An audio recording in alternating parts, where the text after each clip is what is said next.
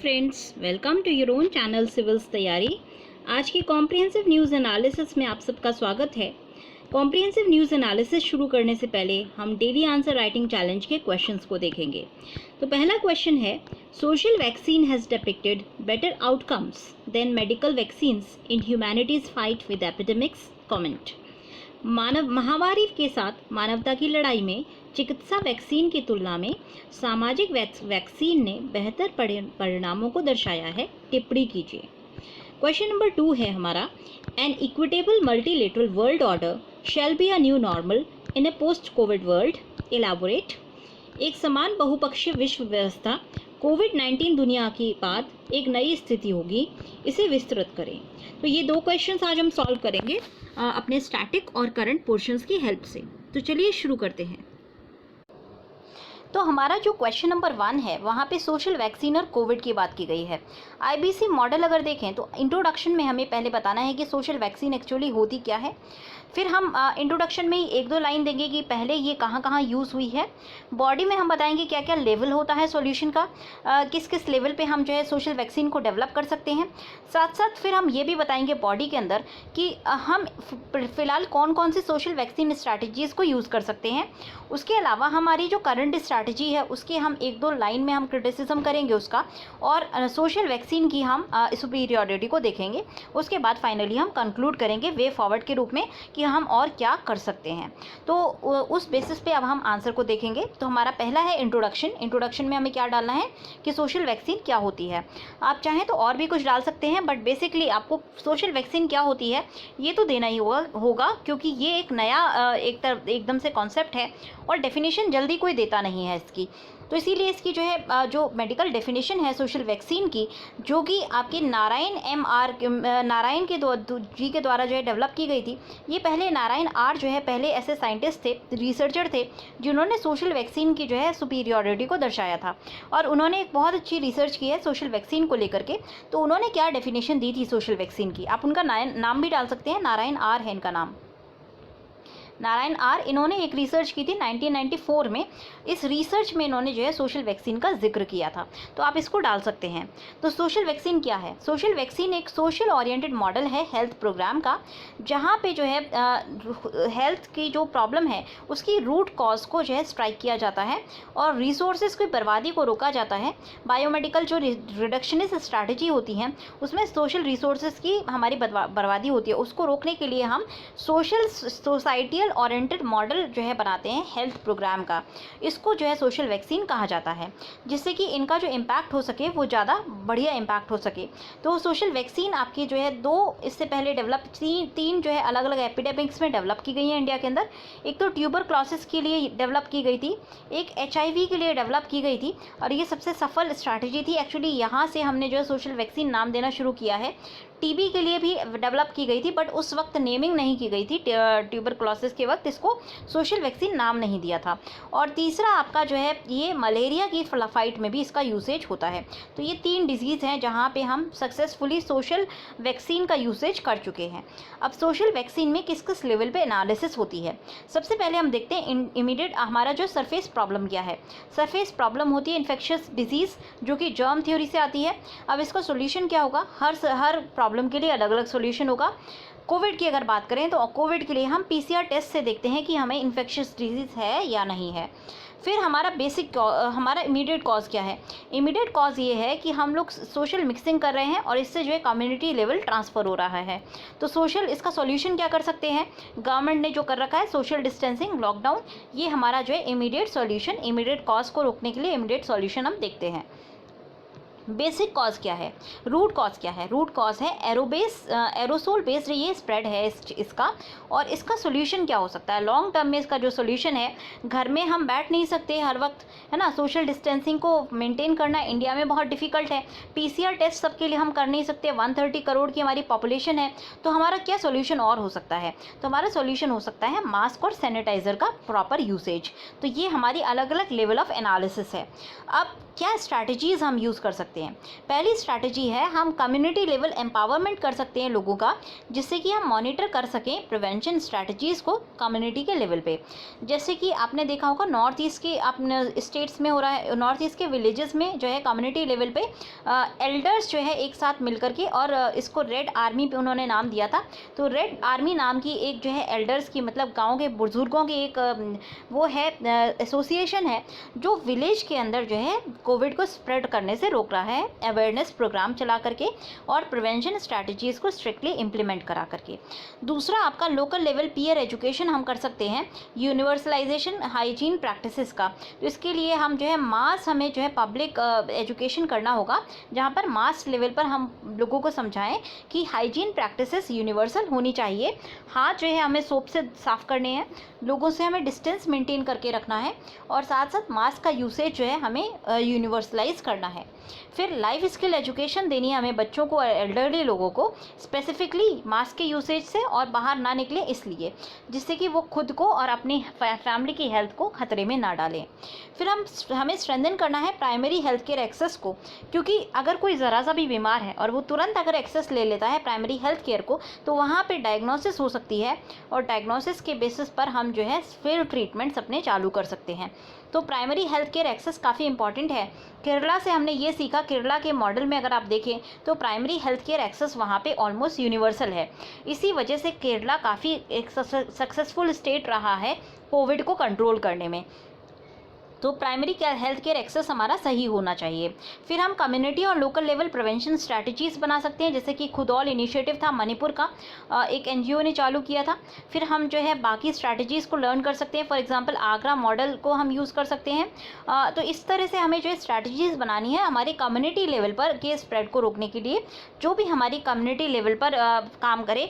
Specifically खुदौल का आप example देंगे, ये टॉप 10 स्ट्रैटेजीज़ में से देखी गई थी UN के लेवल पर। तो ये रिकॉग्नाइज और वेल टेस्टेड स्ट्रैटेजी है और अच्छे से ये कंट्रोल भी कर रही है। तो ये कुछ सोशल वैक्सीन स्ट्रैटेजीज़ हैं जिनको हम यूज़ कर सकते हैं। तो ये हमारा एक स्टैटिक पोर्शन हो गया। अब हम करंट पोर्शन आज के आर्टिकल से देखेंगे, आर्टिकल में क्या आया है, वहाँ से हम और कुछ चीज़ों को लेंगे और उनको अपने आंसर के अंदर डाल के आंसर को और अच्छा गार्निश करके बनाएंगे। साथ साथ हम वे फॉरवर्ड भी वहाँ से सीखेंगे। सो गाइस, हमने अपने माइंड मैप में देखा था कि किस तरह से हम सोशल वैक्सीन क्या होती है और उसको किस तरह से यूज़ कर सकते हैं। अब इस आर्टिकल के माध्यम से देखते हैं कि हमें क्या इस आर्टिकल से क्या क्या टेक अवेज लेने हैं। तो इस आर्टिकल को हम समझेंगे और वहाँ से जो आपको ठीक लगे उन एरियाज़ को अपने माइंड मैप में और डाल सकते हैं, अपने आंसर में डाल करके आंसर को और ब्यूटीफाई कर सकते हैं। तो चलिए शुरू करते हैं, इस आर्टिकल को देखते हैं क्या लिखा हुआ है। तो आर्टिकल में कहना है कि पहली बीमारी नहीं है जो काफ़ी तेज़ी से पैंडेमिक के रूप में कन्वर्ट हुई है। अब जब पैंडेमिक में ये कन्वर्ट हो चुकी है और कम्युनिटी स्प्रेड हो चुका है हमारी इंडिया के अंदर भी, तो ऐसे में हमें जो है स्ट्रैटेजीज़ अपनी अब चेंज करनी होगी। शुरू में क्या था कि जब ये फैला नहीं था तब हमारा फोकस था कि हम इसको आइसोलेट कर दें और इंडिया के अंदर ताऊ ना पसारने दें। ऐसे में इंडिया ने क्या किया था कि वॉर की तरह एपिडेमिक्स की भी अगर बात करें तो यहाँ पे हम अगर अपने एनिमी को अंडर एस्टिमेट कर लेते हैं तो वो काफ़ी ज़्यादा कॉस्टली मिस्टेक होती है। हम अगर अपनी स्ट्रैटेजी की बात करें तो शुरुआत में हमारी जो स्ट्रैटेजी थी वो पैंडेमिक के ट्रेडिशनल कंट्रोल वाली स्ट्रैटेजी थी, जहां पर हम कोशिश कर रहे थे कि वायरस इंपोर्ट ना हो चाइना से और बाकी नेबरिंग कंट्रीज़ से। ऐसे में हमने जो है इंपोर्टेशन रिलेटेड लोकल स्प्रेड को कंट्रोल करने की कोशिश की थी और काफ़ी हद तक सक्सीड भी हुए थे। बट प्रॉब्लम क्या हुई कि वेस्ट और वेस्ट एशियन कंट्रीज़ जहाँ पे कोविड ऑलरेडी फैल चुका था, वहाँ की जो है हमने सही से उन एरियाज़ में कंट्रोल नहीं किया और वहाँ से फाइनली हमारे इंडिया के अंदर इम्पोर्टेशंस हुए थे। तो जैसे जैसे ट्रांसमिशन बढ़ा हमने सोशल कॉन्टैक्ट्स की ट्रेसिंग करी, सोशल डिस्टेंसिंग को हमने जो है एम्फसाइज़ किया, एक हमने नेशन वाइड अर्ली लॉकडाउन भी कर दिया था। वो सब करने के बावजूद भी कहीं ना कहीं हम देख रहे हैं कि हमारी जो कोविड मैनेजमेंट स्ट्रैटेजी है वो उतनी ज़्यादा सक्सेसफुल नहीं है। बहुत ज़्यादा केसेस हमारे इंडिया में बढ़ गए हैं। ऐसे में इंडिजिनस विजडम की अगर हम बात करें तो वो ज़्यादा हमारे काम आएगी। देखिए HIV की अगर बात करें तो HIV में भी शुरू में क्या हुआ था कि इम्पोर्टेशंस काफ़ी ज़्यादा थे और लोकल स्प्रेड जो है जब डिटेक्ट होना शुरू हो गया था तो इंडियन एक्सपर्ट्स ने सिचुएशन को स्टडी किया और WHO की जो एडवाइस थी, जहाँ पर WHO ने कहा था केवल सिंड्रोमिक जो है डायग्नोसिस करनी है, उस चीज़ को अवॉइड किया और हमने जो है एड्स से लड़ने के लिए मल्टी प्रॉन्ग्ड इंटरवेंशन डिज़ाइन किए थे, जहाँ पर हमने सोशल वैक्सीन का जो है यूसेज किया था। अब ये सोशल वैक्सीन का यूसेज का मतलब क्या हुआ, हमने हॉस्पिटल के अंदर इन्फेक्शन कंट्रोल स्ट्रैटेजी अपनाई थी और इनोवेटिव लेबोरेटरी टेस्टिंग फैसिलिटी जो है टैक्टिक को यूज़ किया था, जिसको सेंटिनल सर्वेलेंस कहा था। सेफ ब्लड ट्रांसफ्यूजन हमने किया था, लैब टेस्टिंग को मैंडेटरी कर दिया था। मतलब अगर ब्लड ट्रांसफ्यूजन किसी को करना है तो जब तक लैब टेस्टिंग नहीं होती ब्लड की तब तक ट्रांसफ्यूजन नहीं होगा। तो ये हमने स्ट्रैटेजीज अपनाई थी HIV को कंट्रोल करने के लिए। HIV के लैब टेस्ट 100% हमने कराए थे। जितने भी मतलब हो सकता था, जो भी सिम्टोमेटिक केसेस थे या जहाँ पे भी ट्रांसफ्यूजन होना था वहाँ पे हम जो है 100% HIV के टेस्ट करा के ही ट्रांसफ्यूजन कर रहे थे। इसी तरह से अगर कोविड-19 की बात करें तो हम जो है PCR टेस्ट की अगर बात करते हैं तो ये ज़रूरी था जब हम इम्पोर्टेशन को डिटेक्ट करना चाहें और कॉन्टैक्ट की स्क्रीनिंग करना चाहें।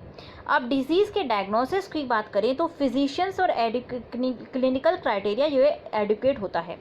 एपिडेमिक्स असिंक्रोनस होते हैं, मतलब कुछ एरियाज़ में ज़्यादा तेज़ी से फैलते हैं, कुछ एरियाज़ में कम तेज़ी से फैलते हैं। अलग अलग स्टेट्स में अलग अलग जो है अलग अलग पेस से एपिडेमिक्स बढ़ते हैं। ऐसे में सिंपलेस्ट वे क्या होता है मॉनिटर करने का कि वो है कि क्लिनिकल जो है डायग्नोसिस होनी चाहिए और कंफर्मेशन उसका PCR टेस्ट के थ्रू होना चाहिए। वो हर डिजीज़ में ऐसा ही होता है ना, आप डॉक्टर के पास जाते हैं, डॉक्टर आपका जो है डिजीज़ को डायग्नोस करता है, फिर अगर उसको लगता है कि ये डिजीज़ हो सकती है तो वो टेस्ट लिखता है, फिर आप टेस्ट करवाते हैं और वहाँ से कंफर्मेशन मिल जाता है। तो ये हम सभी चीज़ों में, सभी डिजीज़ में हम ये स्ट्रैटेजी अपनाते हैं जहाँ पर डॉक्टर जो है अर्ली डायग्नोस करता है, अर्ली डायग्नोस को वो कंफर्म करता है टेस्ट के थ्रू। यही चीज़ इंडिया को करनी चाहिए थी कोविड में भी, बट हमने जो है WHO की केवल एडवाइस फॉलो की, टेस्टिंग वाली। अब 18 मई के आसपास हमारी जो टेस्टिंग थी वो केवल 0.17% ऑफ इंडियन पॉपुलेशन को कवर कर पाई है। हमने ऑलमोस्ट 1 लाख जो है इसने डिटेक्ट किए थे इन्फेक्शंस। अगर आप इंडिया की बात करें 130 करोड़ की हमारी पॉपुलेशन है, अगर मान लीजिए एक करोड़ टेस्ट भी डेली होता है तब भी सोच लीजिए कि कितना ज़्यादा टाइम लगेगा पूरी पॉपुलेशन को टेस्ट करने में। इतनी बड़ी पॉपुलेशन का टेस्ट करना पॉसिबल है ही नहीं। ऐसे में हमें बाकी जो है स्ट्रैटेजीज़ को अपनाना पड़ेगा। तो हमने क्या किया था HIV को कंट्रोल करने के लिए, सबसे पहली चीज़ हमने जो है ओपनली कम्युनिटी जो है ट्रांसमिशन हुआ है ये चीज़ मानी थी और इससे हमने एक सिग्नल दिया था पब्लिक को कि उसको अपना बिहेवियर चेंज करना पड़ेगा, नहीं तो उनको भी ये हो सकता है। सोशल वैक्सीन में क्या क्या इंक्लूड होता है, सोशल वैक्सीन में हम पब्लिक एजुकेशन करते हैं, सोशल मोबिलाइजेशन करते हैं और ये आपको याद भी होगा कि रिबन्स को, रेड रिबन्स को क्लब्स में और स्कूल्स में और कॉलेजेस में कट किया जाता था। आज भी अगर हम HIV की बात करें तो हम इस तरह की एक रेड रिबन का जो है लेगेसी रहती है और HIV डे हम बनाते हैं 1 दिसंबर को।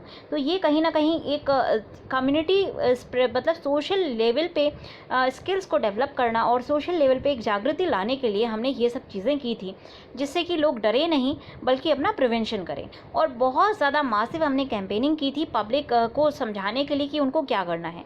कम्युनिटी, अगर हम कोविड के बारे में भी कम्युनिटी स्प्रेड अगर अर्ली टाइम में ही मान लेते तो कहीं ना कहीं इसको हम बेटर तरीके से मैनेज कर सकते थे। लॉकडाउन वर्सेस मास्क वेयरिंग, तो क्या चीज़ बेटर है? जैन मुनीज शुरू से जानते थे कि ऑर्गेनिजम्स जो है एरोसोल्स में मूव करते हैं और उनको इनहेल करने को अवॉइड करने के लिए वो मास्क को पहनते थे। ये एक यूनिक प्रिवेंटिव मेजर था जो कि एंशिएंट विजडम से बॉर्न आउट हुआ था। हांगकांग और ताइवान ने डिमॉन्स्ट्रेट किया है कि यूनिवर्सल अगर मास्क वेयरिंग होती है तो हम पैंडेमिक्स को मिटिगेट कर सकते हैं पहले ही। हमारा जो माइंडसेट है कि बड़े सॉल्यूशंस चाहिए बड़ी प्रॉब्लम के लिए, यहीं पे हम गलती करते हैं। कभी कभी बहुत बड़ी प्रॉब्लम्स की सिंपल सॉल्यूशंस होती हैं। ये चीज़ आपकी लाइफ में भी काफ़ी एप्लीकेबल है। बहुत सारी चीज़ें ऐसी होती हैं जिनको आपको लगता होगा कि ये बहुत बड़ी प्रॉब्लम है, बट उनका सॉल्यूशन बहुत सिंपल होता है और हमारी आंखों के सामने होता है, बट वो इतना सिंपल होता है कि हम उसको देख नहीं पाते।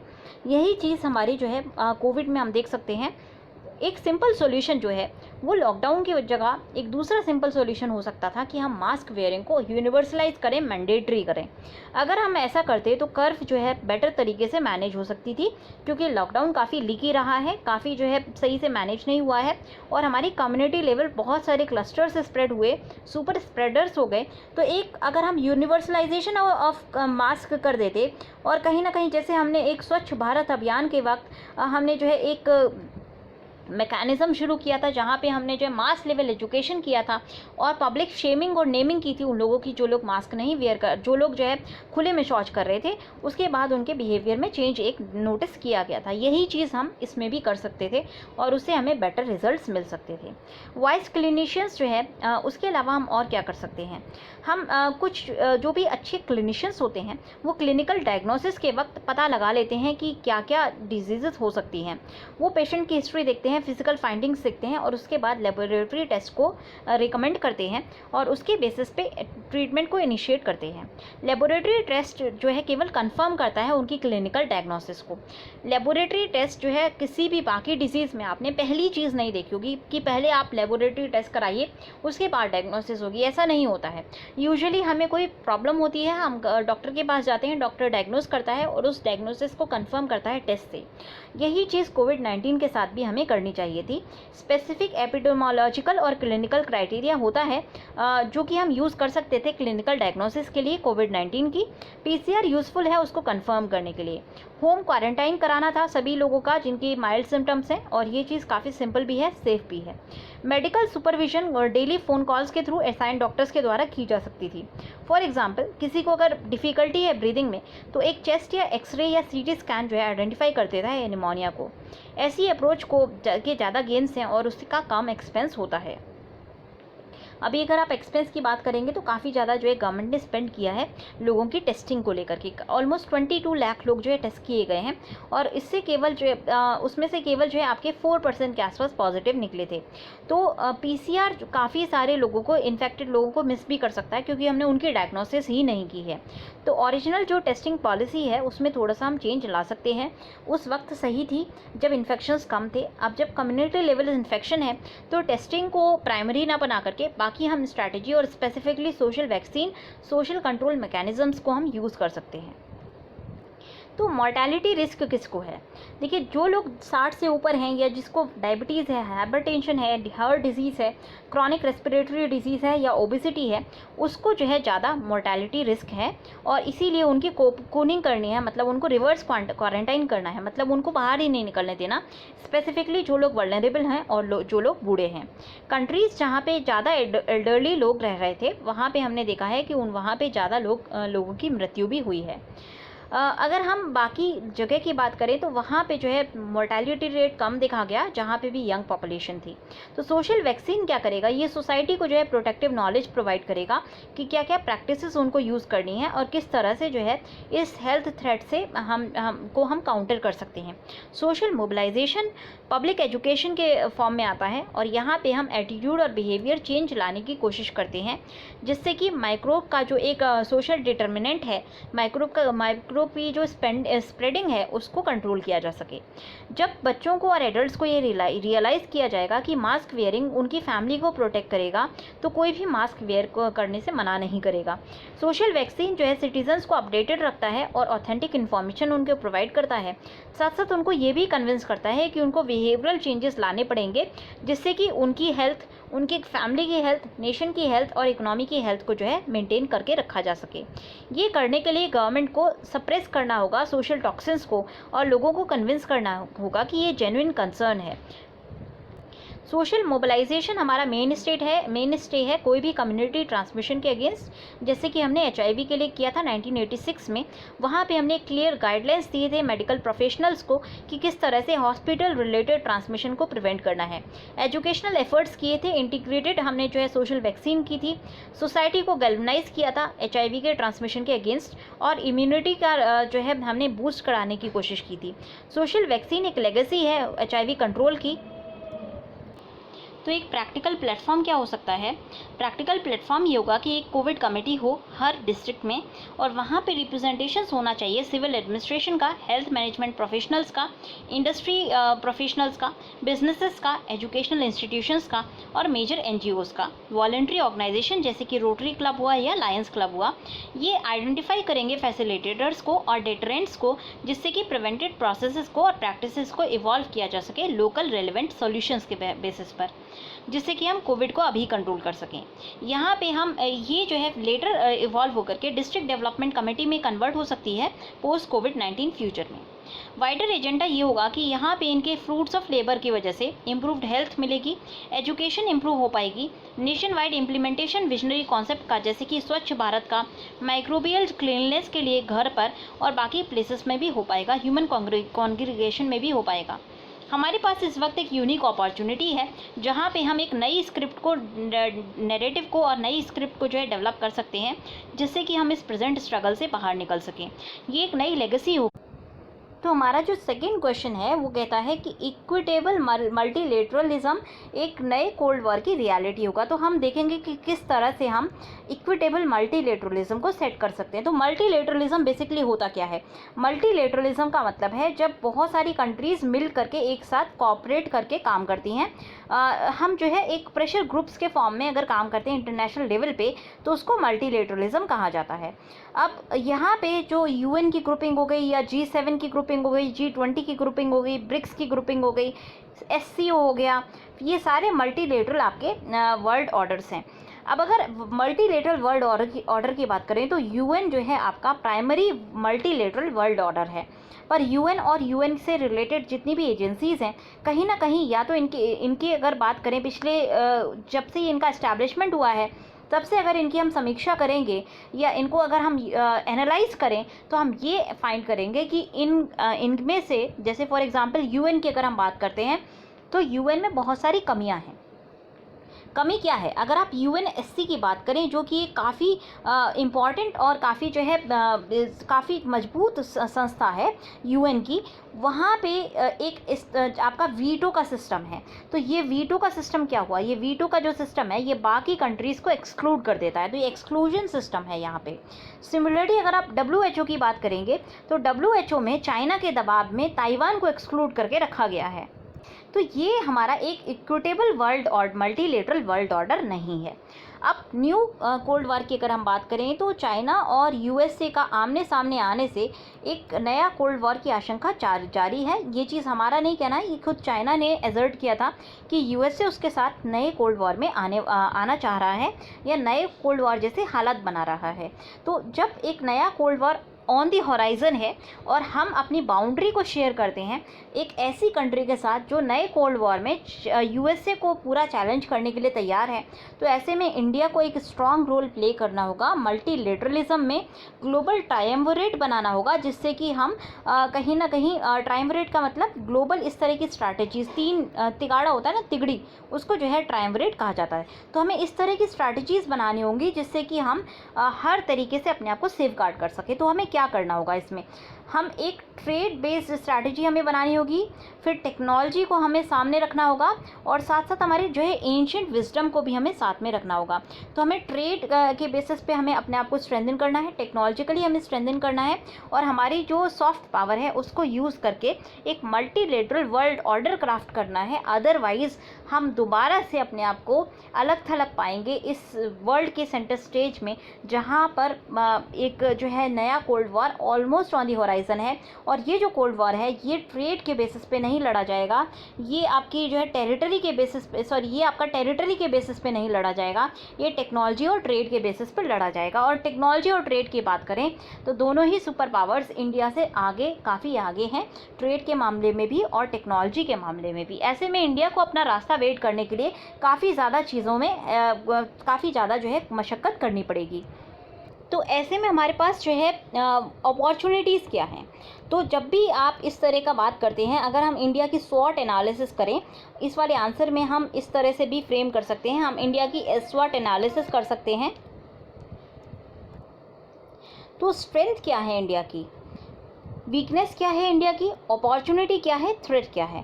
अपॉर्चुनिटी पहले देख सकते हैं क्या क्या अपॉर्चुनिटीज़ हैं इंडिया के पास इस मल्टीलेटरल इक्विटेबल वर्ल्ड ऑर्डर में एजेंडा सेट करने के लिए। तो अपॉर्चुनिटीज़ के रूप में देखिए क्या क्या अपॉर्चुनिटीज़ हैं। ये आपका पैराग्राफ जो है अपॉर्चुनिटीज़ का है। पहली अपॉर्चुनिटी है हम वर्ल्ड हेल्थ असेंबली के जो है एग्जीक्यूटिव बोर्ड के चेयर के रूप में इलेक्ट हुए हैं। और उसके साथ इससे क्या होगा कि हम जो है सेट कर सकते हैं ग्लोबल रिस्पांस को मल्टीलेटरलिज्म के टर्म में, एटलीस्ट मेडिकल इश्यूज़ पे। तो पहली अपॉर्चुनिटी हमारे पास हो गई as a chair of world health assembly. तो हमारे पास अपॉर्चुनिटीज़, हम स्वॉट एनालिसिस कर रहे थे, अपॉर्चुनिटी के रूप में क्या है, पहली अपॉर्चुनिटी है वर्ल्ड हेल्थ असेंबली के चेयर की।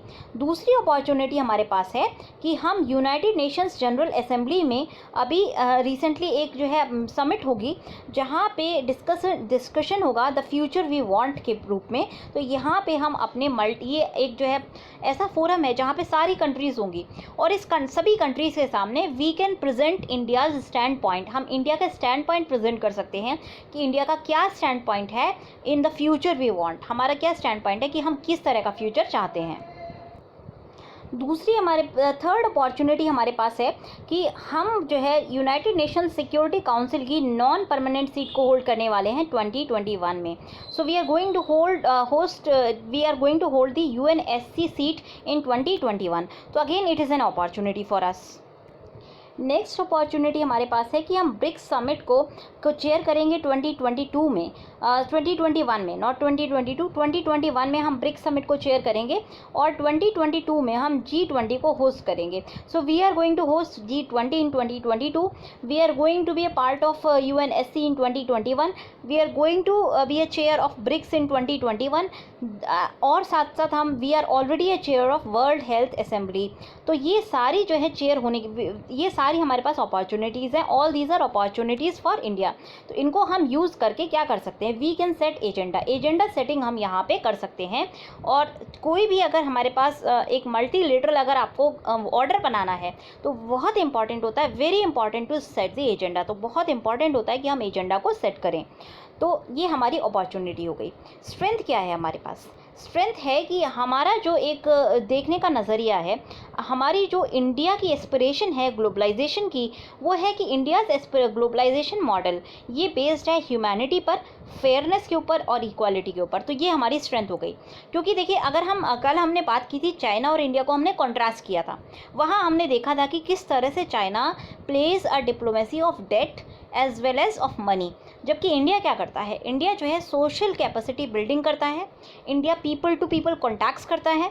Indian model is based on humanity, Indian model is based on fairness और इक्वालिटी। तो इंडिया का मॉडल ह्यूमैनिटी, फेयरनेस और इक्वालिटी पर बेस्ड है। ये इंडिया की स्ट्रेंथ है।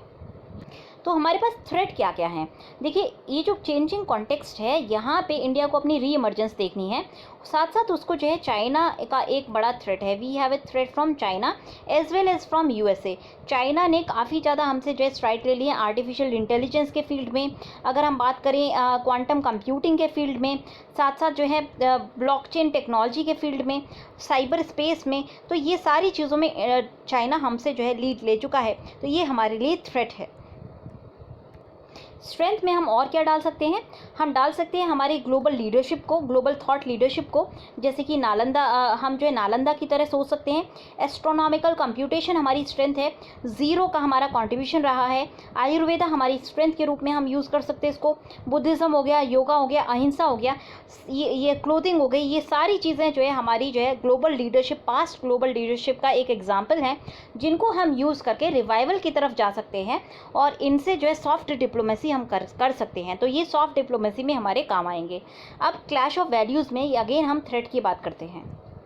तो गाइज़ ये जो पूरा आपका क्लैश ऑफ वैल्यूज़ है, यहाँ पे डिफरेंसेस दिखाए गए हैं चाइना और यूएसए के बीच में, किस तरह से चाइना और यूएसए इस वक्त कोल्ड वॉर के रूप में भिड़े हुए हैं।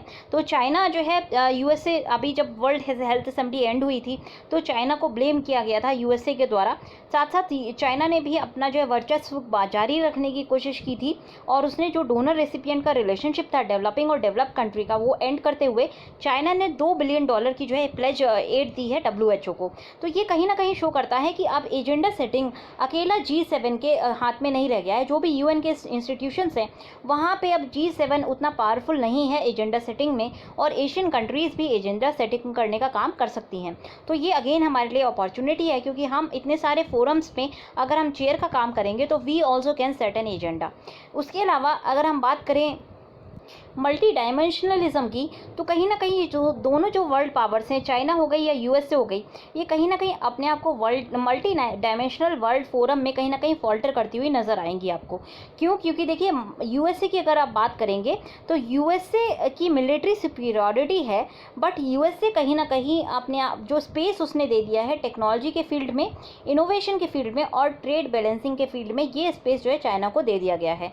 तो इसी वजह से चाइना कहीं ना कहीं री इमर्ज करेगा टेक्नोलॉजी के बेसिस पे, इनोवेशन के बेसिस पे, और ट्रेड की जो एक बैलेंसिंग है, ट्रेड में जो इसका एक इम्पॉर्टेंट रोल है, उस वजह से चाइना की एक अभी भी काफ़ी ज़्यादा इम्पॉर्टेंस है मल्टीलेटरल एजेंडास में भी, मल्टीलेटरल फोरम्स में भी। अगर हम बात करें वेस्ट की, तो वेस्ट काफ़ी ज़्यादा शॉक को एक्सपीरियंस कर रहा है। कहीं ना कहीं ये जो इस वक्त आप देखेंगे कि वेस्ट ज़्यादा रील कर रहा है और एशियन कंट्रीज थोड़ी सी ज़्यादा रिसिलियंट नज़र आ रही हैं कोविड के वक्त में। तो पोस्ट कोविड कहीं ना कहीं वेस्ट को काफ़ी बड़ा एक शॉक लगा है, उनकी इकोनॉमीज़ को रिकवर करने में टाइम लगेगा, उनकी सोसाइटी को जो है इस शॉक से रिकवर करने में टाइम लगेगा। और ये एक अपॉर्चुनिटी है इंडिया के लिए और साथ साथ एशियन कंट्रीज़ के लिए कि जहाँ पे मॉर्टेलिटीज़ कम रही है, जहाँ पे जो है प्रॉब्लम्स कम रही हैं, तो वो जल्दी से अपने आप को रीबिल्ड करके री इमर्ज कर सकती हैं। रिजिलियंस जो है एशियन कंट्रीज़ ने शो करी है as compare to west. Again ये हमारे लिए एक अपॉर्चुनिटी है, बट साथ साथ ये हमारी ये अपॉर्चुनिटी को और भी कंट्रीज़ शेयर करती हैं। फॉर एग्जांपल चाइना शेयर करती है, वियतनाम शेयर करती है, ताइवान शेयर करती है, फिलीपींस शेयर करती है, थाईलैंड शेयर करती है। तो बहुत सारी कंट्रीज़ हैं जो हमारी इस अपॉर्चुनिटी को शेयर करती हैं। तो ये एक शेयर्ड अपॉर्चुनिटी है। अगेन इसी वजह से हम इसको मल्टीलेटरल एजेंडा के रूप में भी, इक्विटेबल फोरम पे भी इस शेयर्ड अपॉर्चुनिटी को यूटिलाइज कर सकते हैं। तो इंडिया के लिए क्या वे फॉरवर्ड रहेगा? How should India navigate in this multilateral world and how should India focus कि हम जो है एक equitable multilateral world order establish करें? तो देखिए ग्लोबल वैक्यूम कहीं ना कहीं रिलेटिवली शिफ्ट हो रहा है। ये जो ग्लोबल वैक्यूम है, लीडरशिप का जो हमें वैक्यूम देखने को मिलेगा, यूएसए की थोड़ी सी प्रॉब्लम्स, जो इंटरनल प्रॉब्लम्स हैं उनकी वजह से, और चाइना के एक एक्सेप्शनलिज्म वाले रोल की वजह से, टेक डिप्लोमेसी की वजह से, और कहीं ना कहीं चाइना का जो एक नॉन इंक्लूसिव सोशल ऑर्डर है इसका अपने कंट्री के अंदर, नॉन डेमोक्रेटिक जो सोशल ऑर्डर है, उस वजह से कहीं ना कहीं एक रिलेटिव शिफ्ट इन पावर रहेगी। और ये अपने आप में इंडिया के लिए पोटेंशियल प्रोवाइड करता है कि इंडिया अपनी कैपेसिटीज़ को आर्टिकुलेट कर सके, जिससे कि हम एक बेनिन मल्टीलेटरलिज्म, मतलब इक्विटेबल मल्टीलेटरलिज्म फोरम की शुरुआत कर सकें एज ए नैम प्लस। ये जो नैम प्लस होगा ये रेजोनेट करना चाहिए बाकी विश्व के पार्ट्स में, जैसे कि ब्रिक्स हो गया या G7 में। ये जो नया मल्टीलेटरलिज्म होगा ये रिलाई करना चाहिए आउटकम्स के बेसिस पे, रूल के बेसिस पे नहीं, सिक्योरिटी के बेसिस पे नहीं। तो सिक्योरिटी को हमें जो है डाउन प्ले करना है और हमें जो है बढ़ावा देना है आउटकम्स को, और साथ साथ हमें जो है कंपेरेबल लेवल ऑफ वेलबींग में इंश्योर करनी है सभी कंट्रीज़ में। तो इससे क्या होगा कि बाकी बहुत सारे कंट्रीज़ हैं, स्पेशली अफ्रीका रीजन में, फिर ब्रिक्स रीजन में, और जो डेवलपिंग वर्ल्ड है वो इस नैम प्लस के एजेंडा में इंडिया के साथ खड़ा हो सकता है। क्योंकि कहीं ना कहीं ये सारी जो एरियाज अभी हमने देखे हैं, जो मिडिल ईस्ट का एरिया होगा, अफ्रीका का एरिया होगा, ये एस्पिरेशनल एरियाज़ हैं और इनको भी जो है वर्ल्ड ऑर्डर में इग्नोर किया जा रहा है। तो ये आप चाहते हैं, इनकी जो एस्पिरेशंस हैं ये चाहते हैं कि एक ऐसा वर्ल्ड ऑर्डर हो जहाँ पे comparable level of wellbeing her country में जो है इंश्योर करने की कोशिश की जाए। इंडिया की अगर बात करें तो चाइना और इंडिया दोनों ही चाइना और यूएसए दोनों ही इंडिया के साथ कहीं ना कहीं पार्टनरशिप करने की कोशिश कर रहे हैं। फॉर एग्जांपल चाइना के एम्बेसडर ने एक ओपिनियन कॉलम में लिखा था कि चाइना और इंडिया टुगेदर एक नया चैप्टर जो है लिख सकते हैं जिससे कि शेयर्ड फ्यूचर हो सके मैनकाइंड का। यूएसए कहीं ना इंडिया के साथ सिक्योरिटी पार्टनरशिप मेंटेन करना चाहता है जिससे कि वो चाइना को कंटेन कर सके। तो अगर हम इंडिया की बात करें तो यहाँ पे हम दोबारा उसी हम जो कोल्ड वॉर वाला इरा था जहाँ पे रशिया और यूएसए दोनों ही इंडिया को जो है यूज़ करना चाह रहे थे एज ए पॉन के रूप में। तो उस वक्त हमने नैम को यूज़ करके अपने आप को नेविगेट किया था। तो अब हम नैम प्लस की स्ट्रैटेजी को यूज़ कर सकते हैं। 3 चीज़ों को हम कर सकते हैं। पहली, सो गाइस, हम अपॉर्चुनिटी देख चुके हैं, थ्रेट देख चुके हैं, स्ट्रेंथ देख चुके हैं इंडिया की। वीकनेस क्या है? वीकनेस है हमारी साइबर स्पेस के रूप में, आर्टिफिशियल इंटेलिजेंस में है, क्वांटम कंप्यूटिंग में हमारी जो है वीकनेस है अभी, as compare to Russia, as compare to China, as compare to USA, as compare to Japan. और एक और एरिया है जहाँ पर हम लैग करते हैं, और वो सबसे बड़ा एरिया है हमारा HDI में, ह्यूमन डेवलपमेंट में हम कहीं ना कहीं लैग करते हैं। तो इन वीकनेस को अगर हमें इम्प्रूव करना है, इन वीकनेस पे हमें वर्क करना है। अब हम 3 पिलर्स की बात करेंगे। 3 पिलर्स होंगे हमारे multilateral, equitable multilateral world order के। तो 3 पिलर्स को हम देख सकते हैं। पहला पिलर होना चाहिए नॉन इंटरफेरेंस का, ठीक है, नॉन इंटरफेरेंस रखना है, और साथ साथ हमें जो है पीसफुल कोएग्जिस्टेंस की बात करनी है। तो पहले पिलर में होगा peaceful coexistence and non interference. दूसरा जो हमारा की पिलर होना चाहिए वो होना चाहिए कि देखिए कहीं ना कहीं हमें बात करनी है वेल बीइंग के बारे में। तो ये नॉन इंटरफेरेंस की हमने बात की, और हमने जो है बात की थी पीसफुल कोएग्जिस्टेंस की। नॉन इंटरफेरेंस और पीसफुल कोएग्जिस्टेंस को हमें जो है अपनी सिक्योरिटी इंप्रूव करनी है। कौन कौन से एरियाज़ में हमें ट्रेड में अपनी सिक्योरिटी इंप्रूव करनी है, आत्मनिर्भर बनना है। दूसरी चीज़ हमें सिक्योरिटी इंश्योर करनी है साइबर स्पेस में, और तीसरी चीज़ हमें स्पेस के एरिया में अपनी सिक्योरिटी को इंश्योर करना है, तभी हम पीसफुली कोएग्जिस्ट कर पाएंगे। तो ये डिटरेंस कैपेबिलिटीज़ हमारे पास होनी चाहिए। नॉन इंटरफेरेंस हमें रखनी है, सोवरेन एक दूसरे के जो इंटरनल अफेयर्स हैं उसमें हमें दखलंदाजी नहीं करनी है। ये पहला पिलर होगा। दूसरा पिलर हम बात करेंगे कि हमें जो ग्लोबल कम्युनिटी डेवलप करनी है वहाँ पे इंटेलेक्चुअल प्रॉपर्टी राइट में कोई मोनोपोली नहीं होनी चाहिए। तो देखिए पहले क्या होता था कि वर्ल्ड ऑर्डर में पहले की बात करें तो इंटेलेक्चुअल प्रॉपर्टी पे किसी की मोनोपोली नहीं होती थी। अगर ह्यूमैनिटी को डेवलप करना है, अगर मान लीजिए कोई जो पहला ह्यूमन था उसने एग्रीकल्चर के ऊपर अगर मोनोपोली कर ली होती तो क्या हम भूखे नहीं मरते? आप खुद सोचिए। हम आज तक जो ह्यूमैनिटी का एडवांसमेंट हुआ है वो इंटेलेक्चुअल प्रॉपर्टी को मोनोपोलाइज करके नहीं हुआ है।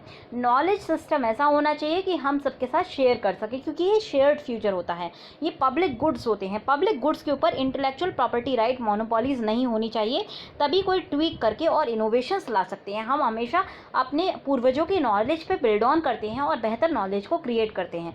तो इसीलिए इंटेलेक्चुअल प्रॉपर्टी राइट की मोनोपोली को रिजेक्ट करना चाहिए हमें।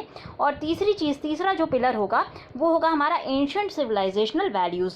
तो 3 पिलर्स हमने देखे, पीसफुल कोएग्जिस्टेंस, नॉन इंटरफेरेंस, फिर इंटेलेक्चुअल प्रॉपर्टी राइट की मोनोपोली को हमें ख़त्म करना है, और तीसरा हमारा होना चाहिए एंशिएंट सिविलाइजेशनल वैल्यूज़ को यूज़ करके हम एक multilateral equitable world order create करेंगे। अगर ये तीनों चीज़ नहीं होती हैं तो फिर equitable world order multilateral create नहीं हो पाएगा। क्योंकि देखिए अगर IPR रेस्ट्रिक्शंस रहते हैं तो कोई ना कोई कंट्री जहाँ पे इनोवेशंस होते हैं वो अपाजी ले जाएगी। इसी तरह से अगर पीसफुल कोएग्जिस्टेंस नहीं होगा या फिर इंटरफेरेंस होगा, अगेन जो हेगमन होगा वो बाकी कंट्रीज़ को जीने नहीं देगा। इसी तरह से अगर हम एंशिएंट सिविलाइजेशनल वैल्यूज़ को ध्यान में नहीं रखते हैं तो क्लाइमेट चेंज एक बड़ा हमें पैंडमिक और के रूप में झेलना पड़ेगा, और उसमें जो है कुछ एरियाज़ पे जो है ज़्यादा असर पड़ेगा, और कुछ एरियाज़ जो ज़्यादा डेवलप्ड हैं वो अपने आप को बचा के ले जाएंगे। तो इसीलिए equitable world order is the need of the hour, और इसमें इंडिया एक बड़ा रोल प्ले कर सकता है, क्योंकि इंडिया के पास वो कैपेबिलिटी है, इंडिया के पास अपॉर्चुनिटी है, इंडिया के पास स्ट्रेंथ है। अगर इंडिया अपनी वीकनेसेस कम करता है और इन 3 पिलर्स को यूज़ करता है तो India can surely play a leading role in creating a multilateral world order. Next article हमको देखना है मॉन्यूमेंटल हरी। यहाँ पे बात की गई है कि जो सेंट्रल हमारा विस्तार क्रिएट हो रहा है पार्लियामेंट बिल्डिंग का, उसे बनाने में काफ़ी जल्दीबाजी की जा रही है गवर्नमेंट की तरफ से, जो कि गलत है। क्योंकि इस वक्त हम पैंडमिक से डील कर रहे हैं, और पैंडमिक के टाइम पे हमारी जो गवर्नमेंट की मेन प्रायोरिटी होनी चाहिए कि हम पैंडमिक को सही से डील करें और इस थ्रेट को मिटिगेट करें। उसके बाद कोशिश करें अपनी पैलेस बिल्डिंग की या फिर पार्लियामेंट बिल्डिंग की। आर्टिकल में का कहना है कि गवर्नमेंट काफ़ी जो है तेज़ी से प्लान कर रही है सेंट्रल विस्टा को रीडेवलप करने की। ये 3 किलोमीटर लंबा स्ट्रेच होगा राष्ट्रपति भवन से इंडिया गेट तक। और ये पेंडेमिक के वक्त ये काफ़ी मतलब इस वक्त जहाँ पेंडेमिक की वजह से सब लोग जूझ रहे हैं, ऐसे में इसका रीडेवलपमेंट कहीं ना कहीं एक अपने आप में थोड़ी सी परेशानी वाली बात है, और यहाँ पे थोड़ा डिलीब्रेशन होने चाहिए थे। प्लान ये है कि नए पार्लियामेंट को 2022 तक कंस्ट्रक्ट कर दिया जाएगा, और एक कॉमन सेक्रेटेरिएट होगा मार्च 2024 तक। साथ साथ एक नया रेसिडेंस होगा प्राइम मिनिस्टर का और वाइस प्रेसिडेंट का, जो कि साउथ और नॉर्थ ब्लॉक्स के आसपास होगा। और इसको जो है बाकी चीज़ों को जो है रीपर्पस करके म्यूज़ियम बना दिया जाएगा। तो यहाँ पे एक नई बिल्डिंग और बनाई जाएगी प्राइम मिनिस्टर ऑफिस के लिए। ड्राफ्ट मास्टर प्लान जो है वो एक प्राइवेट फर्म के द्वारा बनाया गया है और गवर्नमेंट ने जो है प्रपोज किया है कि ट्रायंगुलर शेप पार्लियामेंट बिल्डिंग हो एग्जिस्टिंग बिल्डिंग के बराबर में, और ऑफिस बिल्डिंग्स जो भी राजपथ के आसपास हैं वो बनाई जाए और एग्जिस्टिंग बिल्डिंग्स हैं उनको डिमोलिश कर दिया जाए। गवर्नमेंट ने पब्लिकली स्टेट नहीं किया है कि इस प्रोजेक्ट की एस्टिमेटेड कॉस्ट क्या होगी, तो ऑब्वियसली बात है इतना सारा हम कंस्ट्रक्शन कर रहे हैं तो कॉस्ट काफ़ी ज़्यादा आएगी। कंस्ट्रक्शन जो है पार्लियामेंट का, नए पार्लियामेंट का, वो CPWD के अकॉर्डिंग इसमें एनवायरमेंटल क्लियरेंसेस के वक्त जो कॉस्ट का एस्टिमेशन दिया गया था वो 922 करोड़ का दिया गया था। सेंटर ने बहुत सारे रीज़न दिए हैं कि रीडेवलपमेंट प्लान क्यों ज़रूरी है। पहला चीज़ ये है कि स्ट्रक्चरल सेफ्टी की ज़रूरत है पार्लियामेंट बिल्डिंग को, क्योंकि जो अभी एग्जिस्टिंग बिल्डिंग है ये 1911 से लेकर के 1931 के बीच में बिल्ड हुई थी, तो ऑब्वियसली बात है कि काफ़ी लंबा टाइम हो गया है और ये हमारे देश की एक बहुत सर्वोच्च बिल्डिंग है, तो इसीलिए रीबिल्डिंग करना इसका ज़रूरी है। डीलिमिटेशन कर दिया जाएगा जैसे ही हो जाएगा। दूसरी चीज़ क्या है, जब डीलिमिटेशन दोबारा किया जाएगा तब नंबर ऑफ़ सीट्स जो है इंक्रीज़ हो जाएंगी और ज़्यादा MPs होंगे पार्लियामेंट में बैठने के लिए, उतने MPs की जगह नहीं है, तो ऐसे में एक और बिल्डिंग की हमें ज़रूरत पड़ेगी या बड़ी बिल्डिंग की ज़रूरत पड़ेगी। इंडिपेंडेंस के बाद कुछ बिल्डिंग्स जैसे शास्त्रीय भवन या कृषि भवन वो भी जो है उनको भी डेवलप किया गया है मॉडर्न वर्क स्पेस के रूप में। तो डिसीजन जो रीडेवलपमेंट पर है वो काफ़ी जल्दीबाजी में लिया गया है और यहाँ पे ज़्यादा डिलिब्रेशंस नहीं किए गए हैं। एक बड़े मासिव डेवलपमेंट की अगर हम बात करते हैं तो वहाँ पे क्या होना चाहिए कि उसको काफ़ी ज़्यादा जो है जब भी हम एक मासिव डेवलपमेंट की बात कर रहे हैं और वो भी एक पार्लियामेंट के डेवलपमेंट की बात कर रहे हैं तो वहाँ पे काफ़ी कंसल्टेशंस करने की ज़रूरत होती है। और वो अगर मासिव रीडेवलपमेंट की बात करें तो उसकी यूटिलिटी को आसानी से गवर्नमेंट इस वक्त कोविड के वक्त में क्या यूटिलिटी है आसानी से डिफेंड नहीं कर सकती है, बट गवर्नमेंट काफ़ी ईगर है कि कैपिटल का जो लैंडस्केप है और मॉन्यूमेंटल लेगेसी है उसको जल्दी से जो है बढ़ा के इम्प्रूव किया जाए। ऑपोजिशन के अलावा एनवायरमेंटलिस्ट, आर्किटेक्ट्स और सिटीजन्स ने भी कंसर्न्स रेज की हैं और पैंडमिक ने एडिशनल इश्यूज़ जो है इस मामले में खड़े किए हैं। बहुत सारे अप्रूवल्स लिए जाते हैं कोई भी अगर बिल्डिंग बनाई जाती है तो, और ये सबसे बड़ी बात है कि पार्लियामेंट के लिए नए सारे अप्रूवल्स लॉकडाउन के वक्त लिए गए हैं। ऐसे में इंडिपेंडेंट एक्सपर्ट्स जो है वहाँ पे सही से देख नहीं पाए थे क्योंकि रेस्ट्रिक्शंस थे मूवमेंट पे, तो मूवमेंट रेस्ट्रिक्शंस की वजह से एक्सपर्ट्स की क्या ओपिनियन होगी अपने घरों से ये कहना थोड़ा सा मुश्किल है क्योंकि वो ऑन ग्राउंड जो है ओपिनियन नहीं दे पाए हैं। उसके अलावा दूसरी चीज़ क्या है कि आपका जो लैंड यूज़ है उसको चेंज करना का प्रोसेस जो है DDA के सामने वो लॉकडाउन के वक्त से जस्ट पहले जो है कंप्लीट किया गया, मार्च 25 को जो है कंप्लीट किया गया है। एक्टिविस्ट और आर्किटेक्ट्स ने क्वेश्चन किया है कि क्या नीड है इतनी जल्दी इस प्रोजेक्ट को देने की, एनवायरमेंटल क्लियरेंसेस देने की, ट्रैफिक क्लियरेंसेस देने की, पॉल्यूशन क्लियरेंसेस देने की।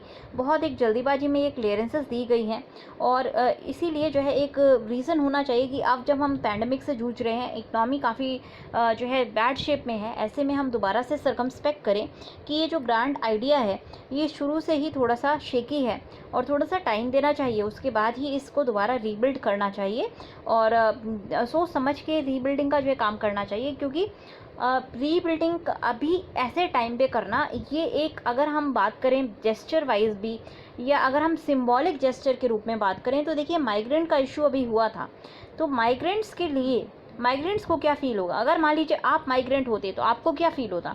सरकार तो बैठ करके अपनी बिल्डिंग बना रही है, यहाँ पे हम जो है धूप में अपने घरों पर पैदल गए हैं। तो थोड़ा सा ये एम्पैथी वाला क्वेश्चन भी है जो कि यहाँ पे लिखा हुआ नहीं है, उसको मैं अपनी तरफ से स्टेट कर रही हूँ जिसको आप डाल सकते हैं कि ये थोड़ा सा न केवल जो है यहाँ पे एनवायरमेंटल क्लियरेंसेस की ज़रूरत है, न केवल हमारी जो है पॉल्यूशन क्लियरेंसेस दोबारा से हमें दोबारा देखना चाहिए।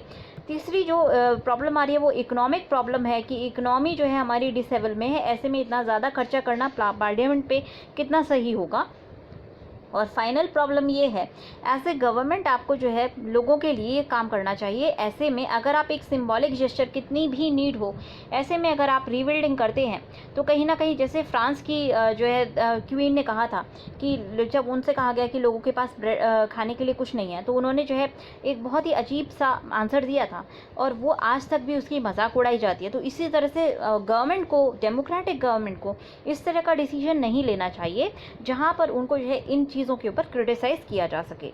तो ये चीज़ें हम लिख सकते हैं। अब नेक्स्ट आपका है मानसून बाउंटी। यहाँ पे क्या लिखा हुआ है कि आईएमडी जो है इसने फोरकास्ट दिया था कि मानसून हमारा आने वाला है। तो आईएमडी को और ज़्यादा वर्क करना चाहिए जिससे कि वो और प्रिसाइज और लोकलाइज वेदर फोरकास्टिंग कर सके। मानसून फाइनली केरला में आ चुका है और ये टेक्स्ट बुक डेट जो दी जाती है मानसून की, वो 1 जून दी जाती है। तो 1 जून के आसपास आईएमडी ने भी कह दिया है कि मानसून आ गया है। मई में आईएमडी ने कहा था कि 4 दिन का डिले हो सकता है मानसून के ऑनसेट में। उसके अलावा जो कहा गया था कि एक काफ़ी गर्मी होगी मई में, वो थोड़ी सी गर्मी माइल्ड देखी गई है क्योंकि हमने देखा था वेस्टर्न डिस्टर्बेंसेस के इन्फ्लुएंस रहे हैं। उसके अलावा हमारा जो है साइक्लोन का इन्फ्लुएंस रहा। एक साइक्लोन हमारा पिछले बार वेस्ट कोस्ट पे आया, ईस्ट कोस्ट पे आया था आपका अम्फन, और दूसरा आपका जो है निसर्ग ऑलरेडी वेस्ट कोस्ट की ओर मूव कर रहा है। तो साइक्लोनिक इन्फ्लुएंसेस और वेस्टर्न डिस्टर्बेंस की वजह से कहीं ना कहीं हमने ये देखा है कि इस बार जो समर है वो थोड़ी सी माइल्ड रही। एक प्राइवेट मीटेरोलॉजिकल कंपनी जो स्काईमेट है, उसका नाम यहाँ पे नहीं दिया हुआ है, स्काईमेट ने बोला था कि फोरकास्ट जो है आपका 28 मई को जब दोबारा वेस्टर्न डिस्टर्बेंस आए थे तब उन्होंने उसको अर्ली मानसून का ऑनसेट या अराइवल कहा था। और उन्होंने ये भी कहा था कि ये जो है ऑनसेट अराइवल इसलिए जल्दी हुआ है क्योंकि अम्फन ने जो इम्पैक्ट था वो थोड़ा सा डिमिनिश कर दिया था। आईएमडी ने पिछले हफ्ते जो है अपने जो उन्होंने प्रेडिक्शन दी थी उसको अपडेट करते हुए कहा था कि फेवरेबल कंडीशंस हैं और मानसून मानसून का ऑनसेट हो जाएगा 1 जून से।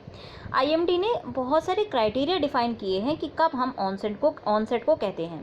पहला क्राइटेरिया है कि 14 में से 8 जो मेटीरोलॉजिकल स्टेशन है केरला और कर्नाटका में, उनमें कम से कम 2.5 mm की जो है रेनफॉल कम से कम 2 दिन लगातार दर्ज होनी चाहिए। पहला क्राइटेरिया ये है। दूसरा क्राइटेरिया है कि कम से कम 30 to 40 किलोमीटर पर आवर की वेस्टर्ली विंड जो है चलनी चाहिए। तो ये विंड इक्वेटर से चलती है और इंडिया को रीच करती हैं। अगर हम मानसून की बात करें तो मान लीजिए ये आपका इक्वेटर है, तो आपको पता होगा कि कंटिन्यूसली जो है एक पर्टिकुलर डायरेक्शन में विंड्स चलती हैं जिनको हम वेस्टर्लीज बोलते हैं। तो वेस्टर्लीज जो है वेस्ट से ईस्ट की तरफ चलती हैं। तो मान लीजिए ये आपका इक्वेटर है, ये आपका साउथ हेमिस्फीयर है, ये नॉर्दर्न हेमिस्फीयर है। तो ये जो वेस्टर्लीज हैं ये चल रही होती हैं, वेस्ट से ईस्ट की तरफ जा रही होती है, और जब ये इक्वेटर को क्रॉस कर जाती हैं तो थोड़ा सा कोरियोलिस इफेक्ट की वजह से राइटवर्ड शिफ्ट होकर के ये इंडिया की तरफ मूव कर देती है। सीधे जाने की जगह राइटवर्ड शिफ्ट होकर के इंडिया की तरफ मूव करती हैं। और क्योंकि यहाँ पे ओशन से लैंड की तरफ जा रही हैं तो ऑनशोर विंड्स होती हैं, इसीलिए ये मॉइस्चर लेकर आती हैं। तो सेकेंड क्राइटेरिया क्या है, कम से कम जो वेस्टर्लीज हैं उनकी जो स्पीड होनी चाहिए वो 30 to 40 किलोमीटर पर आवर की होनी चाहिए, और एक इनकी पर्टिकुलर हाइट होनी चाहिए और सर्टेन वैल्यू, रेडिएशन की कुछ वैल्यू पर मतलब कुछ वैल्यूज़ हैं, हाइट की वैल्यूज़ हैं और कुछ पर्टिकुलर वैल्यूज़ हैं इनकी टेम्परेचर वैल्यूज़ हैं, वो सारी जब मैच करती हैं तब हम उसको मानसून का ऑनसेट कहते हैं। बहुत तेज़ बारिश देखी गई केरला पे, और ये केवल केरला कोस्ट पे अगर तेज़ बारिश होती है तो इसको हम ऑनसेट नहीं कहते हैं, ऐसा आईएमडी का कहना है। और आईएमडी ने काफ़ी ज़्यादा इस चीज़ को एम्फसाइज़ किया है कि सिर्फ केरला में बारिश होना ऑनसेट नहीं कहलाता है। ऑनसेट के लिए हम 3 क्राइटेरिया देखते हैं। पहला क्राइटेरिया है कि केरला और कर्नाटका की जो स्टेशंस हैं उनमें 2.5 mm की जो है बारिश दर्ज होनी चाहिए। दूसरा क्राइटेरिया है कि वेस्टर्लीज की जो स्पीड है वो 30 to 40 किलोमीटर पर आवर होनी चाहिए। और तीसरा क्राइटेरिया है आपका एक पर्टिकुलर हाइट पे ये वेस्टर्लीज चलनी चाहिए, साथ साथ रेडिएशन का भी क्राइटेरिया है। तो ये 3 क्राइटेरिया के बेसिस पर आईएमडी जो है ऑनसेट को डिक्लेयर करता है। इसीलिए अगर हम बात करें विंड स्पीड वगैरह की और वेदर स्टेशंस की, तो सिर्फ वो आईएमडी के हैं। तो आईएमडी की मोनोपोली है कि आईएमडी के पास, आईएमडी सिर्फ ऐसी एजेंसी है जिसके पास ऐसे इक्विपमेंट्स हैं जो विंड स्पीड को और रेडिएशन को जो है हायर एलिवेशंस पे मेजर कर सकें, और वो भी मल्टीपल वेदर स्टेशंस पे। इसलिए आईएमडी ही डिक्लेयर कर सकता है ऑनसेट को। बाकी कंपनीज जो है सिर्फ बाकी चीज़ों को बेसिस पे ऑनसेट आने वाला है ये कहती हैं, बट एक्चुअल डिक्लेरेशन जो होगा वो आईएमडी के द्वारा किया जाता है।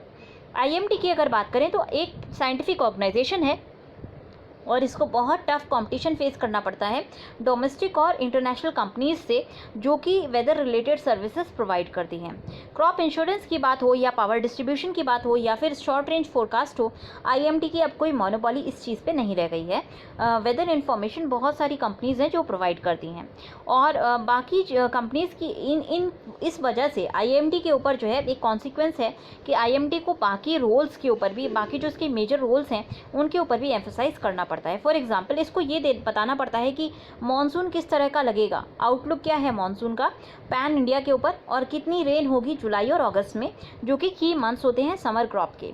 इस साल इंडिया के नॉर्थ ईस्ट को छोड़ करके आईएमडी का जो फोरकास्ट था एबव नॉर्मल एरिया रेंज का, वो शायद सही रहेगा। अब ये चीज़ देखिए, हमारा जो फोरकास्ट है वो ये है कि एबव नॉर्मल रेंज होगी। तो एबव नॉर्मल रेंज की अगर हम बात करें, पिछले साल की अगर बात करें, तो आईएमडी ने जो बताया था कि 2019 जो है काफ़ी रेनफॉल होगी, बट ये नहीं बताया गया था कि 2019 वेटेस्ट होगा पिछले 2 डेकेड्स में। तो ये कहीं ना कहीं आईएमडी का यहाँ पे फेलियर है कि आईएमडी मतलब बहुत अच्छे से प्रेडिक्ट नहीं कर पाता है। प्रेडिक्शंस होते हैं, बट कुछ जो है हमने देखा है कि पिन पॉइंटेड प्रेडिक्शंस जो एक साइंटिफिक एजेंसी को देने चाहिए वो नहीं होते हैं। इतने प्रेडिक्शन तो स्काईमेट और बाकी जो है प्राइवेट कंपनीज भी दे रही हैं जितना हमें आईएमडी देता है। तो क्योंकि आईएमडी एक साइंटिफिक ऑर्गेनाइजेशन है, तो आईएमडी से हम एक्सपेक्ट करते हैं कि ये और साइंटिफिक और डिटेल्ड जो है आउटलुक हमें प्रोवाइड करेगा, क्योंकि आईएमडी के पास बहुत सारे वेदर स्टेशंस हैं और सालों साल का, मतलब 100 साल से ज़्यादा का डेटा इनके पास अवेलेबल है। तो ये हमें जो है बेहतर फोरकास्ट इनकी द्वारा प्रोवाइड किए जाने चाहिए। उसी तरह से अगर हम क्लाइमेट चेंज की बात करें, तो जब नॉर्मल मानसून होता है तो उसके साथ साथ टोरेंशियल फ्लडिंग होती है और कभी कभी ड्राई स्पेल्स हो जाते हैं। आपको पता होगा मानसून जो है इकट्ठा नहीं चलता है, मानसून में स्पेल्स चलते हैं। एक वेट होता है, फिर ड्राई हो जाता है कुछ दिनों के लिए, फिर बारिश होगी लगातार 2-3 दिन, फिर हमारा ड्राई हो जाएगा। तो ये स्पेल्स में जो है मानसून महसूस किया जाता है। तो ये जो कॉम्प्लेक्सिटी है क्लाइमेट की, और ये क्लाइमेट चेंज की वजह से जो और कॉम्प्लेक्सिटी आ गई है हमारे फोरकास्टिंग मॉडल्स में और मानसून के अंदर, उसका जो है लॉन्ग रेंजिंग इम्पैक्ट होगा।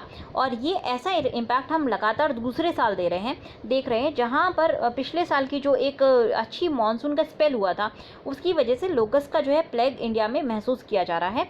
लोकस्ट की बहुत ज़्यादा ब्रीडिंग हो गई थी इथियोपिया के आसपास, और वहाँ से लोकस्ट जो है मूव करते करते इंडिया में अब वो कहर बरपा रहे हैं।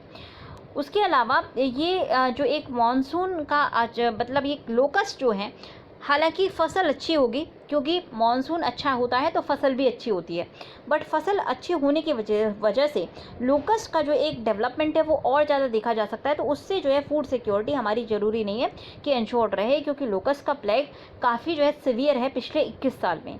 तो इसीलिए ये इम्पॉर्टेंट है कि आईएमडी इम्प्रूव्ड साइंस और फोरकास्टिंग के थ्रू अच्छे से इंफॉर्मेशन प्रोवाइड करे और प्रिसाइज लोकलाइज वेदर फोरकास्ट हमें प्रोवाइड करे। उसके पास पब्लिक इंटरफेस है और टेक्नोलॉजी है, साथ साथ उसकी टेक्नोलॉजी इम्प्रूव भी हो रही है। पर्टिकुलरली अगर हम बात करें साइक्लोन के फोरकास्ट में, तो आईएमडी काफ़ी जो है सही से साइक्लोन का फोरकास्ट करता है, बट इसको और अभी जो है कम्युनिकेशन स्ट्रैटेजी अपनी इम्प्रूव करनी होगी और वाइडर पॉपुलेशन के लिए लोकलाइज डेटा जो है प्रोवाइड करना होगा, जिससे कि जो पर्टिकुलर पॉपुलेशन है उस हिसाब से अपनी जो स्पेसिफिकली अगर फार्मर्स की बात करें तो वेदर के हिसाब से अपना जो है जो भी उनको क्रॉप्स लगाने हैं उस चीज़ का एक बेटर और इन्फॉर्म डिसीजन ले सकें। तो ये और भी हेल्प करेगा, क्योंकि अब हमारा धीरे धीरे मार्केट जो है ओपन होने जा रहा है फार्मर्स के लिए। तो ऐसे में फार्मर्स को अगर ये पता रहे कि कैसा वेदर होने वाला है, तो वो एक बेहतर डिसीजन ले पाएंगे और अपनी इनकम्स को इम्प्रूव कर पाएंगे। तो ये थोड़ा सा आईएमडी को और इम्प्रूव करना है, अपनी कम्युनिकेशन स्ट्रैटेजी बढ़ानी है और लोकलाइज्ड और प्रिसाइज जो है इन्फॉर्मेशन प्रोवाइड करनी है। तो आज के डिस्कशन में इतना ही। अगर आपको पसंद आया हो तो लाइक करना ना भूलें। Thanks a lot and have a good day.